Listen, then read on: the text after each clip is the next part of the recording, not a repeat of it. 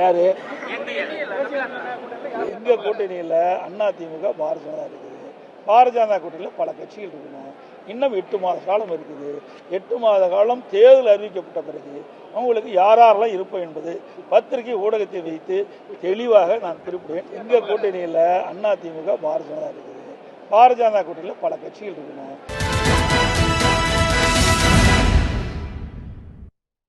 வணக்கம். இது இன்றைய கேள்விக்கலன் நிகழ்ச்சியில் பார்ட் 2. அதிமுக கூட்டணியில் ஒரு குழப்பமான சூழல் நிலவி வருது அப்படின்னு சொல்லிட்டு இருந்த நேரத்தில் எடப்பாடி பழனிசாமியோட பேச்சு அதை உறுதி செஞ்சிருக்குது. தேசிய ஜனநாயக கூட்டணியில் யாரெல்லாம் இருக்காங்க அப்படின்னு சொல்லிட்டு அவர்கிட்ட ஒரு கேள்வியை முன் வச்ச போது ஒரு வினோதமான ஒரு வித்தியாசமான பதிலை சொல்லியிருக்காரு எடப்பாடி பழனிசாமி. தேசிய ஜனநாயக கூட்டணியில் அதிமுக இருக்குது, பாஜக இருக்குது, பாஜக கூட்டணியில் இன்னும் பல கட்சிகள் இருக்குது அப்படின்னு சொல்லி ஒரு பதிலை சொல்லியிருக்காரு எடப்பாடி பழனிசாமி. இந்த சூழலில் ஏற்கனவே ஓபிஎஸ் உடைய ஆதரவாளர் பண்ருட்டி ராமச்சந்திரன் ஒரு விஷயத்தை பகிர்ந்திருந்தார். அதாவது பிரதமர் மோடி இங்கே வந்திருந்த போது, தமிழ்நாட்டுக்கு வந்திருந்த போது ஏன் ஓபிஎஸ்க்கு அழைப்பு விடுக்கலை அப்படின்னு சொல்லி கேட்டபோது பண்ருட்டி ராமச்சந்திரன் அவர் ஓபிஎஸ் அதிலேருந்து வெளியேறி தமிழக வெற்றி கழகத்தோட இணையணும் அப்படின்னு சொல்லி எல்லாம், அந்த கூட்டணியில் சேரணும் அப்படின்னு சொல்லி எல்லாம் பண்ருட்டி ராமச்சந்திரன் அவரோட கருத்தை தெரிவிச்சிருந்த சூழலில் ஓபிஎஸ் கிட்டேருந்து இன்றைக்கி ஒரு அறிக்கை. அந்த அறிக்கையில் தமிழ்நாட்டுக்கு கல்வி நிதி வழங்காத ஒன்றிய அரசுக்கு அவர் கண்டனம் தெரிவிச்சிருக்காரு. இந்த சூழலில் தான் ஒரு கேள்வி எழுப்புது. அதாவது இதுவரைக்கும் ஒன்றிய அரசு பற்றி ஒரு காட்டமான விமர்சனத்தை எதையும் முன்வைக்காத ஓபிஎஸ் இன்றைக்கி கண்டனம் தெரிவிச்சிருக்கிறது அப்படிங்கிறது அந்த கூட்டணியிலேருந்து, அதாவது தேசிய ஜனநாயக கூட்டணியிலேருந்து அவர் விலகிறதுக்கான முடிவை தெளிவாக எடுத்துட்டாரா அப்படிங்கிற கேள்வி இன்னொரு பக்கம் எழுந்து நிற்குது. இதெல்லாம் தொடர்பாக தான் கேள்விகள் நிகழ்ச்சியில் விரிவாக பேசியிருக்கோம். விவாதத்தில் பங்கேற்க மூத்த பத்திரிகையாளர் தராசு ஷியாம், அரசியல் விமர்சகர் பொன்ராஜ், அதிமுகவுடைய ஒருங்கிணைப்பு குழுவிலிருந்து வா புகழேந்தி, பேச்சாளர் கோ சீனிவாசன், அனைவருக்கும் வணக்கம். எல்லாருடைய முதல் பார்வையை கொஞ்சம் ஸ்பீடாக ஒரு ரவுண்ட் கேட்டு வந்துடுவோம். முதல் தராஷியாமிட்டு தொடங்கலாம் அப்படின்னு நினைக்கிறேன். ஓபிஎஸோடைய இந்த அறிக்கை ஒரு பக்கம், இன்னொரு பக்கம் எடப்பாடி பழனிசாமியோட ஒரு பேச்சு இன்னொரு பக்கம். எப்படி சார் இதை எடுத்துக்கிறது? பாரதிய ஜனதா கூட்டணியில் அதிமுக இருக்கிறது, பாரதிய ஜனதா கூட்டணியில் மற்ற கட்சிகள் இருக்கின்றன.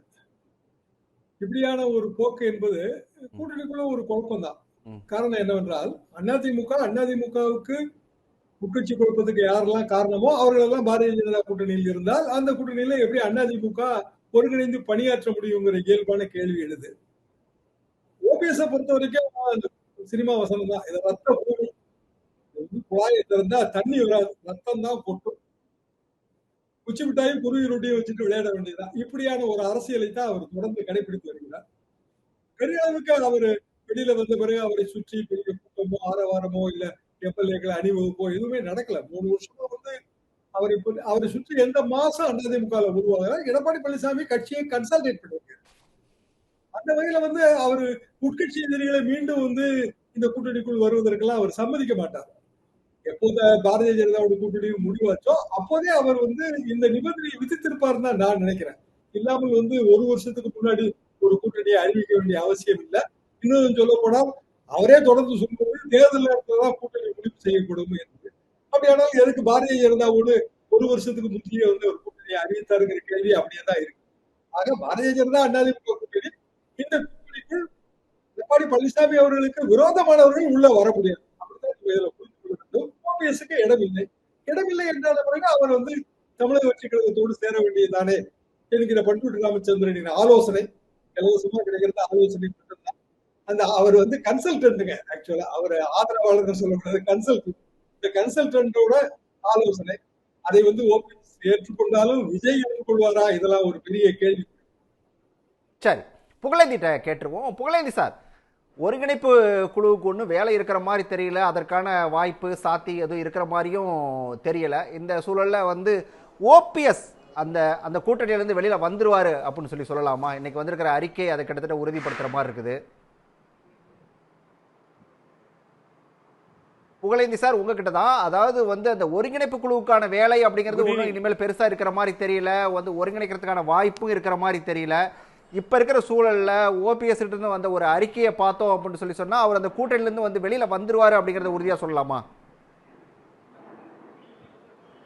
Good evening to Sun News. இப்போ இந்த கண்டன அறிக்கையை நம்ம பார்த்தோம். திருவேங்கடம் சார் 3586 கோடி, அதில் 60% 2150 கோடி 2024ஆம் ஆண்டே கொடுக்க வேண்டிய 573 கோடி நிதியை விடுங்க, நிதியை விடுங்க, கூட்டணிக்குள்ள வாங்க. கோடின்னு ஏன் நிதி வேணாமா உங்களுக்கு? நிதி வேணும். தமிழ்நாட்டுக்கு அப்புறம் அது ஞானம் வந்திருக்குல்ல, அதனாலதான் இந்த கேள்வி. வாங்க, வரும்பொழுது வரவேற்கணும்ல. இவ்வளவு நாள் வரலன்னே வச்சுக்கோங்க. ஞானோதயம் வரல நீங்க சொன்ன மாதிரி. இப்ப வந்துருச்சு இல்ல, கண்டனம் தெரிவிச்சிருக்கார். இதுக்காகவே முன்பே ஒரு அறிக்கையை ரிலீஸ் பண்ணப்போ கண்டனம் தெரிவிக்கல, இப்ப கண்டனத்தை தெரிவிச்சிருக்கார். அப்படி எடுத்துக்கோங்களேன். சரி. ஆகவே இப்பொழுதுதான் வெளியே வர ஆரம்பிக்கிறார். நேற்றைய தினம் நடந்த கூத்து, பார்த்தவரும் அவமானப்படுத்தப்பட்டார், நேரம் ஒதுக்க கேட்டவரும் அவமானப்படுத்தப்பட்டார்.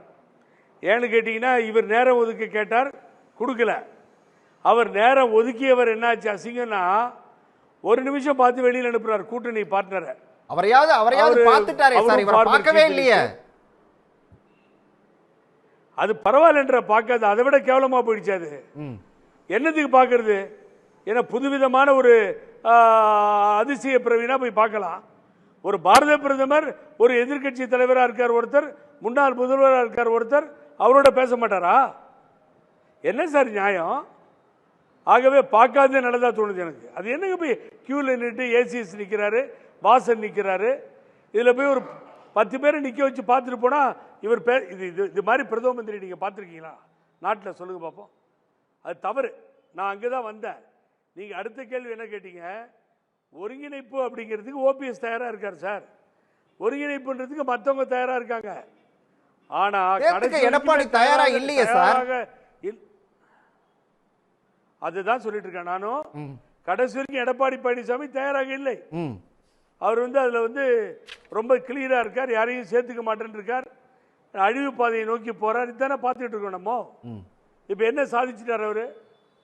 என்ன சாதிக்க முடியும் அவரால்? ஆகவே ஓபிஎஸ் நாளை பிரஸ் மீட் பண்றாரு, ஒரு செய்தி நம்பகமா வருது. அப்படி அவர் அண்ணன் பிரஸ் மீட் பண்ணார்னா, என்னை பொறுத்தவரை அவர் பல அவமானங்களையும் அசிங்கங்களையும் தொடர்ந்து பிஜேபியால் நான் பார்த்து சகித்து கொண்டவன். ஆனால் எங்களது மாவட்ட கழக செயலாளர்களோ அமைப்பு செயலாளர்களோ எங்களது கட்சியில் இருப்பவர்களோ ஒப்புக்கொள்ளவில்லை. ஆகவே நான் வெளியேறுகிறேன். ஆகவே இனிமேல் இந்த பிஜேபி கூட்டணியில் இருக்க தயாராக இல்லை. அது இதனால தான் புகழேந்தியெல்லாம் வெளியே போனாங்க. பண்ருட்டியாரும் இதுதான் சொல்றாரு. ஜேசிடி மாதிரி எல்லாம் வெளியில் வந்த கூப்பாகிருஷ்ணன்லாம் அதை தான் இன்று பண்ருட்டியாரும் வலியுறுத்தியிருக்கிறார். ஆகவே நான் வெளியேறுகிறேன் அப்படின்னு நாளைக்கு வந்துருச்சுன்னா எல்லோரும் விருப்பப்படி, இதில் மாற்று கருத்தே இல்லை. அவர் கூட இருக்க உதவியாளர்லிருந்து எல்லோரும் விருப்பப்படியும் அது நடக்குமே ஆனால் அரசியல் தலைகீழாக மாறும். ஓகே, எடப்பாடி பழனிசாமி முற்றிலுமாக அரசியல் களத்திலிருந்து தூக்கி எறியப்படுவார். ரைட். ஓபிஎஸ் தேசிய ஜனநாயக கூட்டணியிலிருந்து விலகிட்டாரு, வெளியில வந்துட்டாருன்னா அரசியல் தலைகீழா மாறும் அப்படின்னு சொல்றீங்க. வரேன் பொன்ராஜோட பார்வையை கேட்டு நாம் பேசலாம் தொடர்ந்து. பொன்ராஜ் சார், இதுல 2 விஷயம். அதாவது எடப்பாடி சொன்னது ஒண்ணு, அதாவது தேசிய ஜனநாயக கூட்டணியில அதிமுக இருக்குது, பாஜக இருக்குது அப்படிங்கிறது ஒண்ணு. ரெண்டாவது இன்னொன்னு சொல்றாரு, பாஜக கூட்டணியில இன்னும் சில கட்சிகள் இருக்குது அப்படின்னு சொல்லிட்டு. அதை எப்படி புரிஞ்சுக்கிறதுன்னு ஒரு கேள்வி. ரெண்டாவது, இப்போ புகழேந்தி குறிப்பிட்டார் இல்லையா, ஓபிஎஸ் வெளியேறிட்டாருன்னா இந்த களமே மாறிடும் அப்படின்னு சொல்லிட்டு, அதற்கான சூழல் இருக்கா? அதாவதுங்க, ஸ்ட்ரென்த் ரெஸ்பெக்ட் ஸ்ட்ரென்த்துன்னு சொல்லுவாங்க. அதாவது வலிமை ஒன்று தான் வலிமையை மதிக்கும். அப்போ ஸ்ட்ரென்த் இல்லாமல் யார் அரசியல் களத்தில் இருந்தாலும் அவர்கள் புறக்கணிக்கப்படுவார்கள். இன்றைக்கு 44% கொண்ட அதிமுகவை 20% அதிமுகவாக குறைத்து அந்த அதிமுக ரெட்டலையன்ட் இருக்குது, நான் தான் பொதுச் செயலாளர் என்று எடப்பாடி பழனிசாமி அவர்கள் அதிமுகவை தக்க வைத்திருக்கிறார். இது ஒன்று. இப்பொழுது அதிமுகவை 24லும் கூட்டணி கிடையாது, 26லும் கூட்டணி கிடையாது, 31லும் கூட்டணி கிடையாது என்று சொல்லி, பிஜேபியுடன் கூட்டணி கிடையாது என்று சொல்லிவிட்டு இப்பொழுது கூட்டணி வைத்து பிஜேபியுடன் கூட்டணி வைத்து அதிமுகவை எடப்பாடி அவர்கள் பிஜேபியுடன் அடகு வைத்திருக்கிறார் என்ற மனக்குமுறல் அதிமுக தொண்டர்களிடம் இருக்கிறது. இந்த ஓட்டை பிரிப்பதற்கு தான் திமுக இதில் பெரும்பான்மையான ஷேர் எடுக்க போகுது. விஜயினுடைய டிவிக்கே அதிமுக ஓட்டை கவர்றாங்க, சீமான் வந்து அதிமுக ஓட்டை எய்ம் பண்ணுறாங்க, பிஜேபியும் அதிமுக ஓட்டை எய்ம் பண்ணுது. அப்போ என்னென்னா அதிமுகவை அழிப்பதற்கு இத்தனை பேர் ரெடியாக இருக்காங்க. அப்போ 2ஆம் இடத்திற்கு தான் இங்கே போட்டியே தவிர வெற்றி பெறுவதற்கான போட்டி அல்ல என்பதை முதலில் உணர வேண்டும். ஓபிஎஸை பொறுத்த வரைக்கும் நல்ல மனிதர், ஆனால் பிஜேபியுடன் பலிகடா பிஜேபியினுடைய ஆசை வார்த்தைகளை நம்பி, குருமூர்த்தியை நம்பி, மோடியை நம்பி இன்றைக்கு சந்திக்கக்கூட வழி இல்லாத ஒரு அனாதையாக அவர் நிற்கிறார். இதுதான் இன்றைக்கி அவருடைய நிலைமை. காரணம் என்னென்னா, தன்னை நம்பாமல் புகழேந்தி மாதிரி ஆட்கள் வந்து எவ்வளவு தூரம் சொல்லி எடுத்து சொல்லியிருப்பாங்க. அவரெல்லாம் எத்தனை பேர் ஒருங்கிணைப்பு குழு, ஜேசிடி பிரபாகரன், கேசி பழனிசாமி, இப்படி அத்தனை பேர் சேர்ந்து சொல்லியும் பிஜேபின்னு நேற்று வரைக்கும் மோடியை உங்களை பார்ப்பதே பெரும் பாக்கியம் இப்படிலாம் லெட்டர் எழுதுனா என்ன ஆளுமை? தூக்கி போட்டு போயிட்டாங்களா இல்லையா? அப்போ இன்றைக்கு என்ன முக்கியமான அஜெண்டா என்னென்னா, எடப்பாடி பழனிசாமி தோற்கடிக்கப்பட்டால்தான் அதிமுகவை மீட்டெடுக்க முடியும். இதுதான் அஜெண்டா.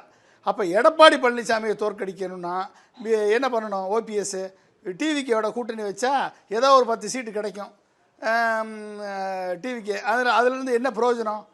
அந்த பிரயோஜனம் அதனால வந்து செகண்டரி ஃபோர்ஸாக அவங்ககிட்ட போய் கைகட்டி நிற்கிறோமா? திரும்பி போய் ஓபிஎஸ் அந்த கூட்டணியில், அதாவது பாஜகவுடைய கூட்டணியில இருந்து வெளியேறதுனால இந்த பக்கம் டிவிக்கே ஒருவேளை வந்தாலுமே கூட டோட்டல் களமே மாறிடுமா? களம் எப்படி மாறும் சார்? களம் வந்து நீங்கள் களம் மாறினா என்ன அர்த்தம்? ஜெயிச்சா தான் களம் மாறும். டிவிக்கே வந்து ஓபிஎஸ் சேர்ந்துட்டா டிவிக்கே வந்து ஆளுங்கட்சி ஆயிருமா? அது நடக்க போகிறது இல்லை. அது எதிர்கட்சி ஆகி 2ஆம் இடத்துல போய் அங்கேயும் நீங்கள் தோக்க தான் போகிறீங்க. நான் என்ன சொல்கிறேன், ஓபிஎஸ் அவர்கள் வந்து இன்றைக்கு தனது ஸ்ட்ரென்த்தை நிரூபிக்கணும். இன்றைக்கு எல்லா கட்சிகளும் ஏடிஎம்கே ஓட்டை பங்கு போட காத்திருக்கு. ஏன் அது ஓபிஎஸ் வந்து அந்த ஏடிஎம்கேனுடைய அதிருப்தி ஓட்டுகள் அத்தனையுமே அதிமுக உரிமை மீட்பு குழு கட்சின்னு ஒன்று ஆரம்பித்து அந்த கட்சி மூலமாக 234 தொகுதியிலையும் போட்டியிட்டு இந்த அதிமுகவினுடைய அதிருப்தி வாக்குகளை எதற்கு திமுகவுக்கு செல்லவிடணும், எதுக்கு வந்து டிவிகேக்கு அனுப்பணும், எதுக்கு வந்து இதுக்கு அனுப்பணும்? இப்போ பிஜேபி எதுங்க, திமுக எதுங்க, எதிர்த்து நில்லுங்க, 234 தொகுதியிலையும் வேட்பாளரை போடுங்க, என்ன உங்கள் பலம் என்னன்னு நிரூபிச்சு காமிங்க. அதுக்கப்புறம் பாருங்கள், எடப்பாடியை தோக்கடிங்க. எடப்பாடியும் பிஜேபியை நம்பி இருக்கக்கூடிய அமைச்சர்கள் அத்தனை பேரையும் தோக்கடிச்சிங்கன்னா தான் அதிமுகவை மீட்க முடியும். இல்லைன்னா மீட்க முடியாது. ஒருங்கிணைப்புலாம் ஒன்றும் நடக்காது. தோற்கடிக்கப்பட்டால் தான் மீட்க முடியும், ஒருங்கிணைத்தால் மீட்க முடியாது. ரைட். நான் சீனிவாசன்கிட்ட கேட்கணும். சீனிவாசன், எடப்பாடியோட அந்த பேச்சில் குறிப்பிட்டார் இல்லையா ஒரு விஷயத்த, தேசிய ஜனநாயக கூட்டணியில் அதிமுக இருக்குது, பாஜக இருக்குது, பாஜகவுடைய கூட்டணியில் மேலும் சில கட்சிகள் இருக்குன்னு சொல்றாரு இல்லையா? இதை எதை மைண்ட் பண்ணி சொல்றாரு? இந்த கூட்டணிக்குள்ள ஒரு குழப்பம் இருக்கு அப்படிங்கிறத வந்து கிட்டத்தட்ட ஒத்துக்கிற மாதிரி இருக்கு இந்த பேச்சு அப்படிங்கிறது. எடப்பாடியாருடைய ஒரு அரசியல் கூர்மையான திட்டமிடல் தான் இதை பார்க்கணும். என்ன கூர்மை சார்? எனக்கு புரியல, கொஞ்சம் புரியும்படியாத விளக்குங்களேன். அதாவது தெளிவான ஒரு பலமுறை சொல்லியிருக்கிறார். அதாவது மக்களை காப்போம், தமிழகத்தை மீட்போன்ற அந்த பிரச்சார பயணத்துல அலையலையாய் கடலாய் கூடுற அந்த மக்கள் கூட்டத்தில் தெளிவா சொல்றாரு, தெம்பா சொல்றாரு, பாஜகவோடு அதிமுக கூட்டணி வச்சிருக்கு. சரி, சப்ஜெக்ட் அவ்வளவுதான். அதற்கு பிறகு உள்கட்டமைப்பு பாஜக கட்சிகளை சேர்த்தால் அதுல ஆட்சேபனையே இல்லை. இப்போதைக்கு நடைமுறை 8 மாத காலம் அவகாசம் இருக்குது. இப்போதைக்கு பாஜக அதிமுக தலைமையிலான கூட்டணி இதை நல்ல தெளிவா சொல்றாரு. இதுல வந்து எந்த குழப்பமும் இல்லை. திமுகவிற்கு கலக்கம் ஏற்பட்டிருக்கிறது. இந்த கூட்டத்தை பார்த்து மக்கள்கிட்ட ஏற்பட்ட எழுச்சியை பார்த்துட்டு ஒரு மிகப்பெரிய, அதாவது சார் ஒரே ஒரு செகண்ட் அதிமுகவும் பாஜகவும் நாங்க இருக்கோம், நாங்க 2 பேர் இருக்கோம், நாங்க 2 பேரும் எங்களுக்கு எவ்வளவு தொகுதியோ அதை நாங்க பங்கிட்டுக்குவோம். பாஜகவுக்கு இப்போ வந்து ஒரு 50 சீட்டோ 60 சீட்டோ நாங்க கொடுத்துருவோம், நீங்க அதை யாருக்கு வேணாலும் கொடுத்துக்கோங்க அப்படிங்கிற அந்த மீனிங்ல சொல்றாரா? எப்படி? அது எனக்கு புரியல. அதை கொஞ்சம் விளக்குற தெளிவா. இல்ல, எல்லா தேர்தலையுமே ஒரு உள் ஒதுக்கீடுன்னு ஒண்ணு இருக்கும். ஒரு சில விருப்பத்திற்கு பாஜகவுடைய இசைவுக்கு யார் ஒத்து போறாங்களோ அவங்களுக்கு ஒரு உள் ஒதுக்கீடு, அவங்களுக்கு ஒதுக்குற சீட்ல கொடுக்கறதுங்கிறது வந்து தேர்தல் நடைமுறை தான். இதுல வந்து ஒரு அதிசயமோ இது வந்து ஒரு பெரிய இதோ இல்லை. இது நடைமுறையில வர்றது தான். அதனாலதான் சொல்றாரு பாஜக கூட்டணியில் சிறிய கட்சிகளா இருக்கலாம், அந்த கட்சி அவங்க இணக்கத்துக்கு வந்தாங்க அப்படின்னா அவங்களுக்கு கொடுக்கிற தொகுதியில ஒதுக்கி கொடுக்கலாம். அந்த உள் ஒதுக்கீட்டுல கூட ஓபிஎஸ் இடம் இல்ல அப்படிங்கிற மாதிரி எடுத்துக்கலாமா? இல்ல, அதுக்கு எதுக்கு உள் ஒதுக்கீடு? அதுல எப்படி அவருக்கு கொடுக்க முடியும்? அது என்ன முக்கியமான ஒரு நபரா பார்க்கப்படுது? இல்ல ஒரு கட்சியோட தலைவரா? என்ன அடிப்படையில ஓபிஎஸ் நீங்க முன்னிலைப்படுத்துறாங்கன்னு எனக்கு புரியல. அதாவது ஒரு கட்சியோட தலைவரா இருக்கணும், ஒரு அங்கீகாரம் பெற்ற ஒரு இயக்கத்தை சார்ந்தவரா இருக்கணும், எதுவுமே இல்லை. அப்ப அதிமுக எதிர்ப்புன்ற ஒரு மைய புள்ளியை வச்சுட்டு போனியாகாத ஆட்கள், அதாவது செல்லுபடியாகாத ஆட்கள், செல்லாத ஆட்கள், அவங்கெல்லாம் நின்றுகிட்டு அதிமுகவுக்கு சக போட்டியாளரா? அப்ப பாஜக ஒரு மதிப்பீடு வச்சிருப்பாங்கல்ல, இந்த தலைமை, தமிழக தலைமைக்கு அதிமுக தான் இந்த கூட்டணிக்கு தலைமை. அப்ப ஒரு வலுவான கட்சி, வலிமையான கட்சி, மக்கள் வாக்குகள் செல்வாக்கு பெற்ற கட்சி. அப்ப அந்த கட்சியுடைய கருத்துக்கள், நோக்கங்களை எல்லாம் உள்வாங்கி தானே ஒரு கூட்டணி அமைக்க முடியும். சார், திமுக மாதிரி பல கட்சிகளை சேர்த்து, அதாவது எண்ணிக்கையில் அதிகப்படுத்துறது அதிமுக, அதுவும் தேவைதான். ஆனா அதே நேரத்தில் அந்த கட்சிகளால் வலிமையான வெற்றி பெறணும். அந்த ஒரு அற்புதமான கூட்டணிக்காகத்தான் ஐயா எடப்பாடியார் 8 மாத கால அவகாசத்துல தமிழகத்துல ஒரு அற்புதம் நடக்க போகுது, அதிசயம் நடக்க போகுதுன்னு சொல்லிட்டு இருக்கிறார். இப்ப அண்ணன் புகழேந்தி சொல்றாரு பாருங்க, அதாவது என்ன சாதிக்க போறாங்கன்னு. வெயிட் பண்ணுங்க சார். போடியாகாத ஆட்கள் எத்தனை சவால் வேணாலும் விடலாம், அந்த சவாலை சமாளிக்கிறது தான் அதிமுக. 26 சட்டப்பேரவை தேர்தலில் என்ன சாதிக்குங்கிறத நீங்க பாத்துக்கங்க. அதே மாதிரிதான், அதாவது சசிகலா பத்தியோ டிடிவி தினகரன் பத்தியோ ஓபிஎஸ் பத்தியோ கேட்டா எதை கேட்டாலும் எடப்பாடி பழனிசாமி கிட்ட இருந்து பதில் வர மாட்டேங்குது. புகழேந்தி அதான் குறிப்பிட்டாரு, நாங்க அதிமுக ஒருங்கிணைக்கணும்னு சொல்லிட்டு ஒரு ஒருங்கிணைப்பு குழுவை போட்டோம், அதுக்கு எல்லாரும் தயாரா இருக்காங்க, அதுக்கு தடைக்கல்லா நிற்கிறது எடப்பாடி மட்டும்தான் அப்படிங்கறத கிட்டத்தட்ட அவர் சொன்னாரு. இல்ல, அதிமுக ஒன்னாதான் சார் இருக்கு. அதிமுக என்ன, இப்ப இவங்க வெளியில 4 பேர் சுத்தி பொன்ராஜ் சார் சொல்றாரு, அந்த 4 பேர், குறிப்பிட்ட 4 பேரை தவிர இத்தனை ஆண்டு காலமா அவங்க என்ன நடத்தி இருக்கிறாங்க? அப்ப அதிமுகவுக்கு அவர்களுக்கும் வழக்கு நீதிமன்றத்தில் இருக்குது. அப்ப நீதிமன்றத்தில் வழக்காடிக்கிட்டு அதிமுகவுக்கு எதிர்க்கிறதுக்கு இவங்கெல்லாம் ஆளே கிடையாது சார். அதிமுக தான். இது அம்மாவுடைய கட்சி, புரட்சி தலைவருடைய கட்சி. இன்றைக்கு மக்களுடைய எழுச்சியை பாத்தீங்களா? தொண்டர்கள் அப்ப எழுச்சியை பாக்குறீங்களா? அப்ப அதுதான் சார் கட்சி. எதுவுமே இல்லாம போனியாகாத ஆட்கள், செல்லாத நோட்டுகளை வச்சுக்கிட்டு அதிமுகவுக்கு சொந்தம் கொண்டாடுறதோ அல்லது அதிமுக வீழ்ந்துருவதோ அந்த பாய்ச்சல்லாம் இங்க நடக்காது. ரைட், சரி, இது எதுவுமே நடக்காது. அவர் புகழேந்தி சார் உட்கார்ந்து பேசிக்கிட்டு இருப்பாரு, சீச்சி இந்த பழம் புளிக்கும், இதுதான் அவங்களுடைய நிலைமை. ஆனா அதிமுக தொண்டர் கையில இன்னைக்கு முடிவு இருக்கு. இன்னைக்கு மக்களுடைய எழுச்சி 26 சட்டப்பேரவைக்கு அதிமுக எப்படி உட்கார போகுதுங்கிறத சாதிக்க பிறந்தது எதுங்கிறது தெரியும். சதிகாரர்களுடைய அந்த எண்ணம் ஒரு நாளும் இடம்பெறாது. சரி, ஏன்னா அதிமுக ஒரு வியூகத்தோட போயிட்டு இருக்குது. எடப்பாடி ஒரு தெளிவான வியூகத்தோட தான் போயிட்டு இருக்காரு அப்படின்னு ஒரு விஷயத்தை குறிப்பிட்டாரு இல்லையா? நான் உங்கள்கிட்ட கேட்க நினைக்கிறது அப்படிங்கிறது இப்போ அந்த கூட்டணியில எந்தெந்த கட்சிகள் இருக்கணும் அப்படிங்கறத முடிவு செய்ய வேண்டிய இடத்துல இருக்கிறது அதிமுகவா பாஜகவா எப்படி எடுத்துக்கிறது? அதை அதிமுக தான் இருக்கணுங்க. கூட்டணிகள் நேரடியாக பார்த்திருக்கிறேன், அது கூட்டணி பேச்சுவார்த்தைகள்ல பங்கெடுத்திருக்கிறேன். எப்போதுமே கூட்டணி ஒப்பந்தம் கையெழுத்தாகும் போது மேஜர் பார்ட்னர் யாரோ, உதாரணமா திமுகவோ அதிமுகவோ தொகுதிகளை பங்கிட்டு கொடுப்பார்கள். சரி, அப்ப பாஜகவுடைய கூட்டணியில இன்னும் சில கட்சிகள் இருக்கு எடப்பாடி சொல்றாரு, அதை எப்படி எடுத்துக்கிறது? அப்போ அது என்ன அடிப்படையில சொல்றாரு சார்? உள் ஒதுக்கீடு கொடுக்கறதுக்கு இது என்ன சார், இடம் ஒதுக்கீடா? அதெல்லாம் சாத்தியம் இல்லைங்க. இப்போ பாஜகவுக்கு 50 சீட்டு கொடுக்குறோம், அந்த 50 சீட்ல ஆளுக்கு 2, ஆளுக்கு 5 அப்படின்னா பாஜக தனியான ஒரு ஒப்பந்தம் எல்லாம் போடும். ஒரு மேஜர் பார்ட்னர் ஒப்பந்தம் போடுவாங்க சார். எல்லா மைனர் பார்ட்னர்ஸும் ஒரு குறிப்பிட்ட நாள்ல, அது பாமகவா இருந்தாலும் சரிதான், யாரா இருந்தாலும் சரி, இத்தனை சீட்டு, இப்பெல்லாம் ராஜ்யசபா சீட்டு +1, இன்னும் சொல்ல போனால் ஆட்சியில பங்குன்னு கேட்டாங்கன்னா அதையும் சேர்த்து நம்ம ஒப்பந்தத்துல போடணும். எனவே அதிமுக மேஜர் பார்ட்னர், அதிமுகவோட தான் பிற கட்சிகள் ஒப்பந்தம் போட முடியும்.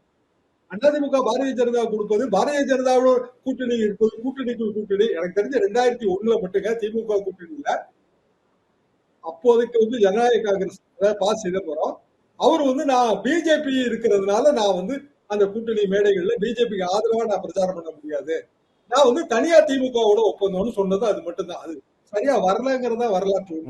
அதை தாண்டி சீனிவாஸ் சார் சொல்ற மாதிரியான தமிழ்நாட்டு உதாரணம் எதுவுமே கிடையாது. ஆனால் அதிமுக என்கிற கட்சி அது இன்றைக்கு எடப்பாடி பழனிசாமி பின்னாடி இருக்கு. அதுல எனக்கு மாற்று கருத்தே கிடையாது. மத்தவங்க எல்லாம் சும்மா 9 ரூபா நோட்டு மாதிரி பேசிட்டே இருக்கிறதா. 3 வருஷம் ஆச்சு சார் ஓபிஎஸ் வந்து வெளியில வந்து. எத்தனை பேர் அவர் பின்னாடி போயிட்டாங்க? புகழேந்தி எடுத்துக்கோங்க, எனக்கு நல்ல நண்பர் தான், எல்லா மேடைகளையும் பேசுறாரு. எத்தனை பேர் புகழேந்தி பின்னாடி போயிட்டாங்க? அதிமுகவை எடப்பாடி பழனிசாமி ஏதோ ஒரு வகையில ஒருங்கிணைச்சாச்சு. இனிமேல் ஒருங்கிணைப்பு குழுன்னு சொல்றதெல்லாம் வேஸ்ட். கட்சிக்குள்ள எங்களை சேர்த்துக்குங்க என்று சொல்லலாம். அது அவர்களோட உரிமை. எடப்பாடி பழனிசாமி விரும்பினார் அல்லது அந்த கட்சி விரும்பினார் அவர்களை சேர்த்துக் கொள்ளலாம். அதுக்கே கூட வந்து எடப்பாடி பழனிசாமி யாரெல்லாம் வருத்தம் தெரிவிக்கிறார்களோ அவங்களை எல்லாம் நான் கட்சியில சேர்த்துக்குவேன்னு ஒரு தடவை சொன்னார். ஆனால் இவரெல்லாம் சீனியர் லீடர்ஸ் அப்படி வருத்தம் தெரிவிப்பதற்கு வாய்ப்பு இல்லை. எனவே அந்த அந்த கனவு அடைபட்டு விட்டது. இன்றைய தேதிக்கு வந்து அதிமுக கூட்டணி, திமுக கூட்டணி, அதை தாண்டிய பிற கட்சிகளுக்கு சீமானுக்கு மட்டும் ஒரு ஓட்டு வங்கி புருவாகி இருக்குங்க. விஜய் எல்லாம் இனிமேல் களத்துக்கு வந்து அவர் ஓட்டு வங்கியை அவர் நிரூபித்த பிறகுதான் நம்ம இந்த கணக்குக்குள்ளே அவர் எடுக்க முடியும். புகழேந்தி சார், ஷாம் சார் சொன்னார் கதவுகள் எல்லாமே அடைக்கப்பட்டுருச்சு, இவங்க எல்லாம் தனி நபர்கள் தான், இவங்க பின்னாடி இன்னும் ஒன்றும் பெருசாலாம் ஒன்றும் இல்லை, அதனால் அதை பொருட்படுத்த வேண்டிய அவசியமும் இல்லை, வேணா சேர்த்துக்கோங்க அப்படின்னு கேட்கலாம் அப்படின்றாரு. அதை எப்படி எடுத்துக்கிறீங்க நீங்க? பொன்ராய் சார் சொன்னது தான் கரெக்ட். அவர் அண்ணன் வந்து கதவுகள் அடைக்கப்பட்டதுன்னா அதுதான் உண்மை. எல்லா கதவுகளும் அடைக்கப்பட்டது. இருட்டறையில் அதிமுக இருக்கிறது. அது வெளியில் இனிமேல் வெளிச்சத்துக்கு வர முடியாது, முடிஞ்சு போச்சு.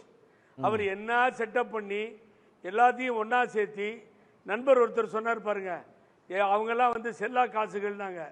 அந்த ஒரு செல்லா காசு தான், அந்த செல்லா காசு காலில் விழுந்து தான் முதலமைச்சரானாங்க. அந்த அம்மா தான் முதலமைச்சர் பண்ணிச்சு. அப்போ காலில் விழுந்தார்.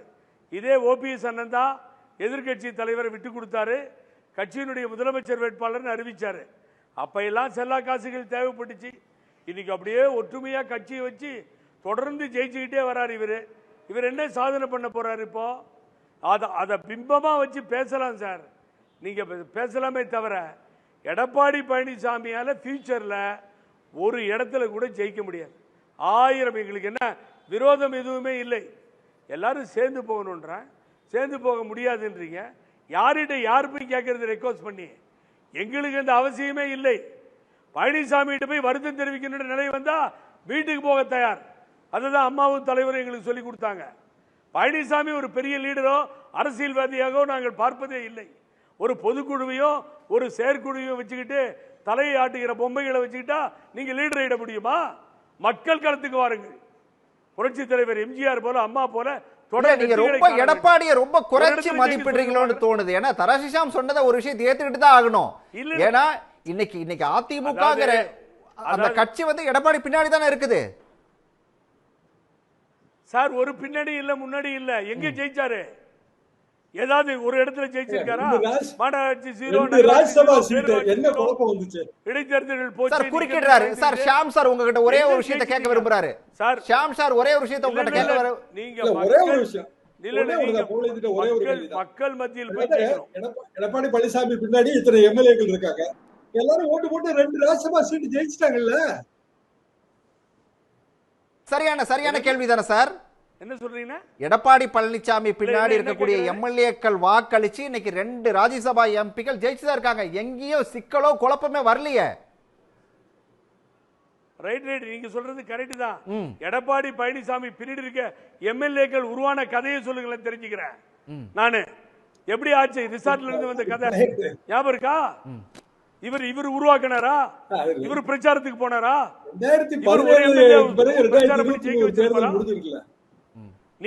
நீங்க பொசிஷன்ல வந்து உட்கார்ந்த பின்னாடி, அதிகாரமும் அகம்பாவும் அதிகமாயிட்ட பின்னாடி, நான் 2 ராஜ்யசபா எம்பி ஜெயிக்க வச்சேன்னா உங்க கூட நிக்கிறாங்க. காரணம் என்னன்னு தெரியும்.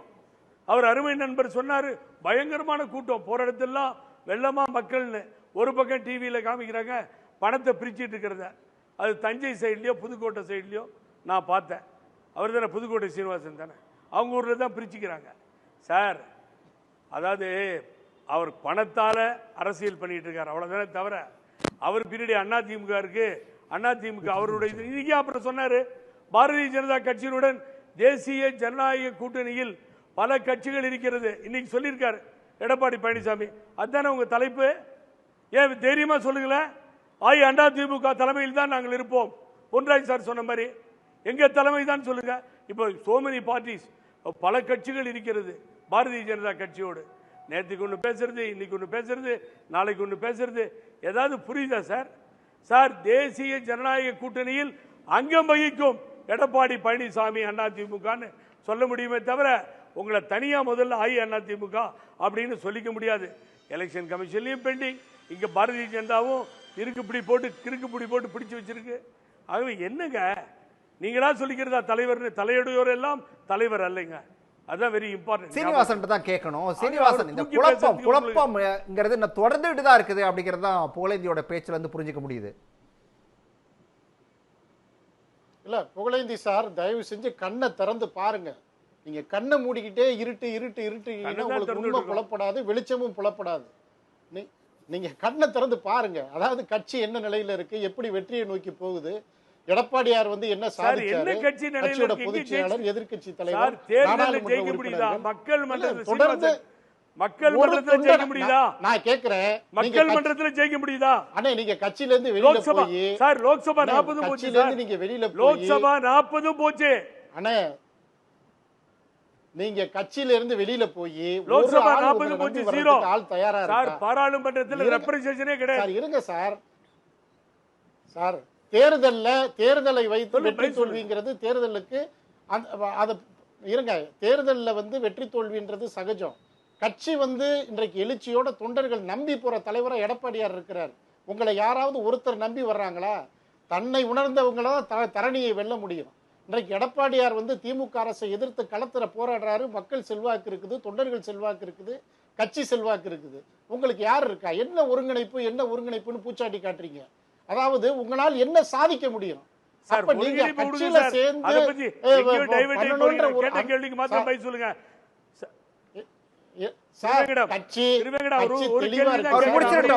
கட்சியில இல்ல சார். திருவாங்கிடம் சார், ஒரு கேள்விதான். அவர் ஷியாமும் பதில் சொல்லிட்டோம், இவரும் பதில் சொல்லிட்டோம். 40 சீட்டு போச்சு சார் நாடாளுமன்றம்.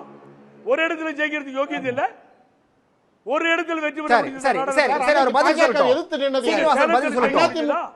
சீனிவாசன் பதில் சொல்லிட்டு கேட்டீங்கல்ல, சொல்லுங்க. ஜீரோ ரெப்ரசன்டேஷனே இல்ல பாராளுமன்றத்துக்கு. பெரிய தலைவர்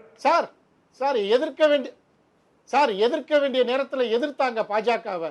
முடியுமா? உங்களுக்கு தெம்பு இருக்கா, திராணி இருக்கா? ஆதரிக்க வேண்டிய நேரத்துல ஆதரிக்கிறோம். சட்டமன்ற தேர்தல் பாஜகவோட கூட்டணி போடுறோம்.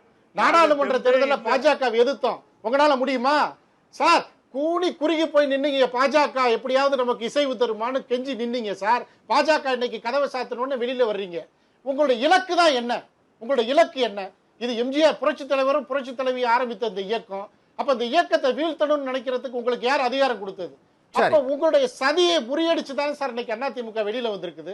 அதனால அதிமுக தொண்டர்களால் ஆசீர்வதிக்கப்பட்ட இயக்கம். உங்களுடைய சதியால வீழ்த்திடலாங்கிறது நடக்கவே நடக்காது. பொன்ராஜ் சார், காலம் கடந்து ஓபிஎஸ் பாஜக எதிர்ப்பு அப்படிங்கிற விஷயத்தை கையில் எடுத்திருக்காரா? அது உண்மைதான். காலம் கடந்து தான் அவர் ஓபிஎஸ் பாஜக எதிர்ப்பை வேற வழி இல்லை, நம்மளை செல்லா காசாக ஆக்கிவிட்டார்கள் என்ற நிலை வந்த பிறகு தான் ஓபிஎஸ் இந்த பாஜக எதிர்ப்பு இந்த ஆயுதத்தை கையில் எடுத்திருக்கிறார்.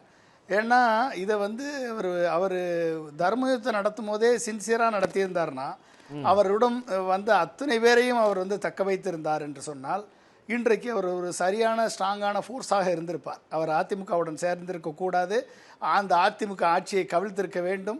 அந்த அதிமுக ஆட்சி எடப்பாடி தலைமையிலான ஆட்சியை கவிழ்த்திருந்தால் ஓபிஎஸ் இன்றைக்கு மதிக்கப்பட்டிருப்பார்.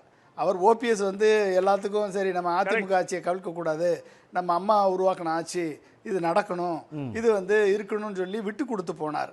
மோடி கூப்பிட்டு சொன்னார்ன்றக்காக துணை முதலமைச்சர் பதவியை ஏற்றுக்கொண்டார்.